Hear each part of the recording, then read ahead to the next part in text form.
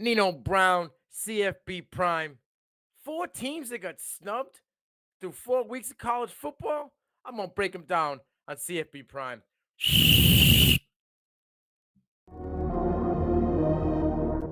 Some of you in the room right now, you are where you are, you're giving 60% when you have 120 in you. Why? Because you never made a decision.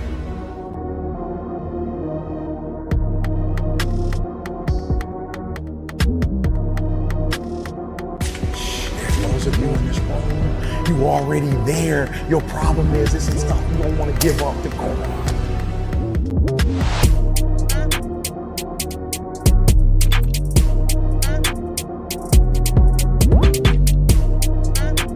Listen to me, pound for pound, any agent in the room, pound for pound, motivational speaker, pound for pound, entrepreneur, pound for pound, athlete, pound for pound, weightlifter, pound for pound, whatever you do, I guarantee you when you do it, nobody can do it like you do it. The problem is you don't hardly do it.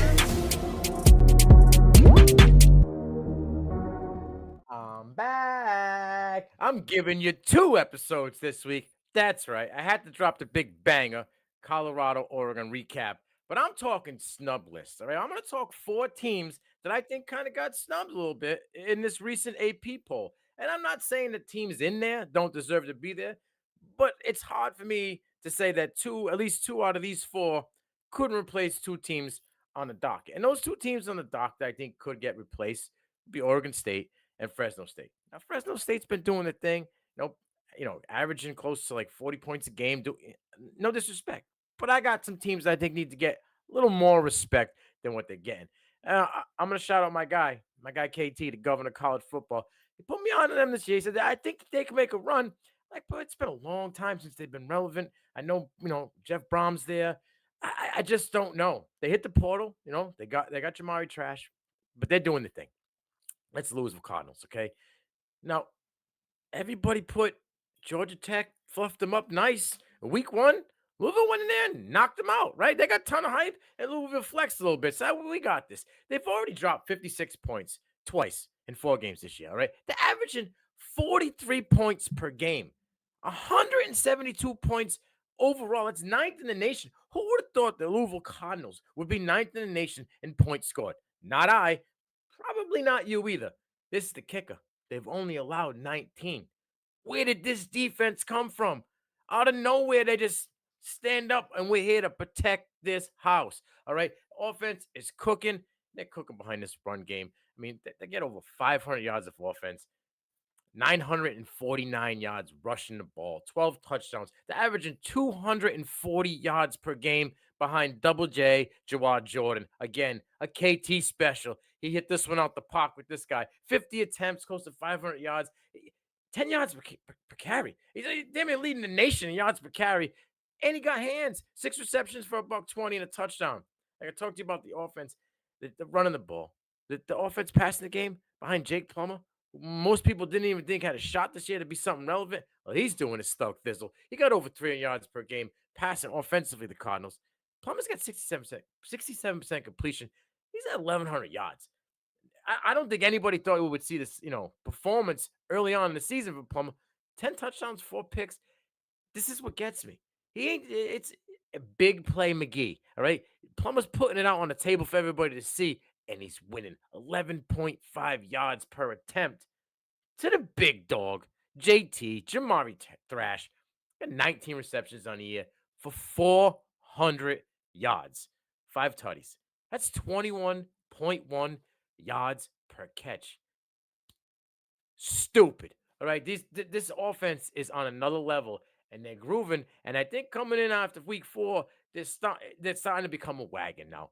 Someone's going to have to knock that wagon off.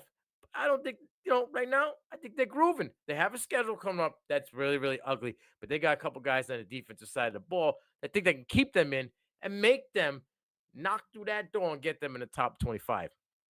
We're going to start with TJ Quinn. 22 tackles, 13 solo, pass breakup, fumble recovery. They got 9 run stops and 4 total pressures on that line. But it's the back end. The dude in the secondary, Jarvis Browley, DB's junior, right? My man's got 4 pass breakups, 9 solos, 11 total tackles. The thing is, he's got 4, right? In 4 games. He had 12 last season. My man about to pass that. You better start knowing who Browley is. You start getting 10, 12 pass breakups per year, you're a dude. I talked to you about the schedule. Notre Dame, Duke at home, both games. Kentucky again at home. Then you got to go to Coral Gables, face Miami, who could be the Cinderella team this year. I'm not saying that they're TCU. I don't know if anybody can do that again, but Miami's coming out of nowhere and they're climbing the charts. That game right there is going to be a banger. That gauntlet, if they can get through that, God bless. I think that's a lot of reason why people don't have hope in them. But what they're doing right now, you got to have some respect to put them on the map. Now I'm going to talk another team, kind of my team. My Willie Levis, Kentucky Wildcats. Listen, last year, I'm going to start out with this.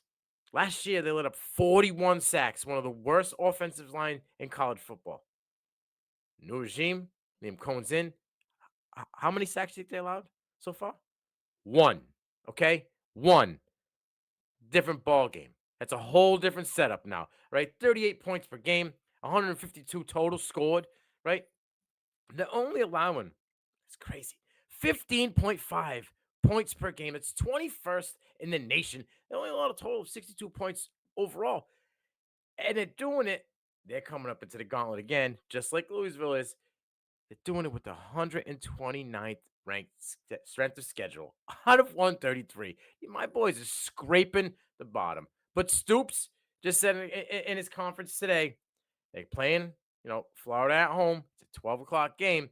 He ain't worried. He's got all the faith in the world in the Kentucky faithful. They can pound some beers early in the morning and get rowdy against the Gators. Let's talk about that little run that they got to go on. Florida, Georgia, Mizzou is now ranked in the top 25. Tennessee, Bama, overrated, by the way, and South Carolina. Yikes. That's a gauntlet. They can come out of that with just one L. You're going to see them cemented in the top 25 at the end of that run. But they deserve to be there, especially after this game in Florida. This is going to be the litmus test. If they win this game, somebody's going out and Kentucky's going in. Now, listen, they hit the portal and they got a couple guys. And a lot of people know about Devin Leary. He's the main one. But Ramon Davis, check that box. Winner, winner, chicken dinner. 50 attempts, 314 yards rushing, 5 touchdowns. My man's pumping out 6 yards per carry and flexing on him while he's doing it. Physical football, and we love it. 10 receptions out of the backfield for 137 yards and 2 tutties. I mean, listen, there's no disrespect to C-Rob, but they needed a guy like this last year for sure. But Devin Leary's, he's feeling his way through. He's at 60%, just under 60% completion, close to 1,100 yards, 9 touchdowns, 5 picks. He's getting his growing pains out in a new system. But I'll tell you what, he's got a rapport with these wide receivers, all of them, and the tight end. And you got Barry Brown averaging 14 yards per catch. Tavon Robinson's averaging 17.7 yards per catch. Both of them gentlemen are over 200 yards receiving. Dane Key's averaging 15 yards per catch. He's got 2 touchdowns. And my guy, the secret weapon, I've been saying it for 2 years now, Dingle, the tight end, got 5 receptions for 105 yards. This offense is clicking. The offensive line is protecting Devin Leary, keeping him upright and so fresh and so clean. But on the back end, like I said, this is a defense that's only allowed 15.5 points per game. It all centers around these 2 gentlemen. Trevin Wallace, 12 total pressures, 25 tackles, 16 solo, 5 tackles for loss, 3.5 sacks, and a fumble recovery. Okay, he's played 203 snaps so far in the year in 4 games. My man's out there all the time. He got 11 run stops, 6'2", 241 pounds of straight menace. But you better get used to this name. He's going to be an SEC guy at the end. You're going to be talking about in the top 3 for the secondary. 83.4 PFF grade. That's Maxwell Harrison. Okay. He's been targeted 25 times, including 13 times last week against Vanderbilt. Still got an 83.4 PFF grade. That means my man's not today. 25 tackles, 17 solo, 3 picks, 1 to the cribbage, forced fumble, 3 pass breakups, and a tackle for loss. He's lined up in the box, in the slot, out at corner. My man can do it all, and he's good at it. Get these Wildcats a little more respect. Get them in the top 25. There's a team that was in the top 25 last year. And I don't understand why they ain't getting no respect, because they're one of 2 teams in all of college football that lead the nation in offensive scoring and defensive scoring. Right? They got 23 touchdowns on the season offensively. That's Syracuse Orangemen. Head coach Badino Babbitt's at 4-0. Now, I know they haven't beaten anybody crazy. They beat Purdue, who can be a little, a little shicey. They give you a run. And they beat an Army team that's kind of surprising this year on the offensive side of the ball. They ain't just running the ball. They're airing it out as well. They're a good team and put up a lot of points. I know it's not a, big checkmark victory, but it's not a pushover game either. They're sixth in the nation in points for. They're eighth in the nation in points against. They're 50% on third down, and they're averaging over 500 yards of offense. Okay? They're led by Garrett Schrader, who's doing it in the air and on the ground. Right? He's 67% completion, close to 1,000 yards. He's only got 6 touchdowns and 3 interceptions because he's been using his legs. Run, Forrest, run. 46 attempts for 300 yards and 6 touchdowns. He's giving LeQuint Allen, who's the main RB1 on that team, a run for his money. He got better yards per carry numbers. Allen, who I love, 61 attempts, 311 yards, 6 touchdowns. He got Shredder got 20 less attempts for more yards. My man's doing his thing, passing and running. Now they lost to Rondé Gatson, tight end, wide receiver, however you want to call him, put that tag on. It varies from people to people, site to site, league to league. It don't matter. But they got some dudes. Damian Alford, wide receiver, got 17 receptions as junior, 247 yards, touchdowns, averaging almost 15 yards per catch. And they got the red shirt freshman, Donovan Brown, right? Almost 16 yards per catch. He got 15 receptions, 240 yards, and a touchdown. It's the back end. Syracuse is known for having good defense, and they got good defense. They got this guy up front who's an absolute dog, Marlo Wax, B-Moore's own, 31 tackles, 19 solo, 2 forced fumbles, 2 sacks, and a pass breakup. The kid's a junior. He's a dog. This may be his last year in college football, to be totally honest with you. Then in the back end, that secondary, Jeremiah Wilson. It's only a sophomore. Kid's got 13 tackles, 5 pass breakups, and a pick. You test him, you're gonna get hurt. Syracuse Orangemen need a little more respect, and they need it sooner than later. Like I said, there's 2 teams out of these 4 that I think could be plug and play as you go down the list between, Oregon State and Fresno State. The one thing is on this list, all 4 of them are 4-0. And it's no disrespect to the Beavers. I know they got that 1L. But these guys all got tough strength of schedules, and they're banging out W's, putting up impressive, yards, stats all across the board. And here's my surprise team, coached by Troy Calhoun, 4-0, Air Force, okay? 2-0 in the Mountain West, averaging 34.8 points per game. It's 39th in the nation, doing it as a one-trick pony. We'll get into that real quick soon. The defense is solid as a rock. 15th in the nation. They're only allowing 12.8 points per game. This start the schedule, crap. 128 out of 133. And it's coming. I don't know if they can keep it up, but the fact of what they're doing right now is very impressive. They got wins over Utah State and San Jose State. They're averaging 300. Sit down, put the seatbelt on, relax. Let me say this again. 340 rush yards per game. 19 rushing first downs.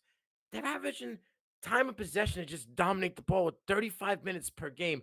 Okay, Emmanuel Michael, 73 attempts, 300 yards, 6 touchdowns.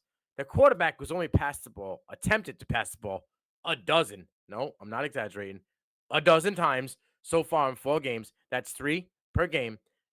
Zachariah Leaner, he got 54 attempts, 257 yards, 3 touchdowns. And then there's 2 more running backs. And I mentioned them all because they all got at least 30 attempts and over 220, 25 yards. Owen Burke, 39 attempts, 220, 2 touchdowns. John Lee Etheridge III, 27 attempts, 250 yards. He's averaging 9 yards per carry and 3 touchdowns. But like I said, that defense is only allowing 12 points per game, 15th in the nation. And they're led by these 2 men up front, that front 7. It's PJ Ramsey, edge, 6'3", 260 pounds, raw power. He's a senior. Hey, yo, Jim, Senior Bowl, check him out. PJ Ramsey, 10 tackles on the year, 6 solo, 6 tackles for loss, 3.5 sacks, and a pass breakup. My man's got 10 total pressures. You ain't running the ball on him, man. He got 7 run stops so far this year. He's a dog. Put them 3 fingers in the ground and go eat. And you got Alex Mock at linebacker, 31 tackles, 20 solo, 18 run stops. Bloodhound dog. 3 tackles for loss, 2 sacks, 2 forced fumbles, and a PBU. This kid can do it all. He can drop back in coverage. He can go and rip your face off and go down right down the gap and blow your quarterback up. He's a guy. Problem is, they got 4 games coming up out of the next 7 that can get real, real hairy. Wyoming, who everybody knows has been playing really, really good football. Navy, any of those armed forces games, Army and Navy's coming up back to back. Those are always tough battles. And then surprisingly, I kind of wrote them off, but they surprised me this week. I think they might be back. Shout out to my guy KT again. He kind of he pumped the brakes on this one. Boise State, I thought they were done, but they look pretty good, and they got a chance to turn it around. So I think those 4 games could be, like I said, Wyoming's the litmus test. They get past Wyoming, you got to stop putting respect on their name. These are teams that I think Kentucky and Syracuse were ranked last year, and they're playing good football. There is no reason why I don't believe they should be in the top 25. Like I said, 2 out of these 4 you can plug and play and replace Oregon State or Fresno. And there's no disrespect to either of them, but it's time we start thinking about these teams. For some reason, the powers that be don't want to put them up there on a pedestal. Well, I'm going to put them out there for you to know about, and I'm going to back it with stats so you know why they do belong there and deserve to be there. I'm Nino Brown, CFB Prime, and CFB Nation. Blow the damn whistle.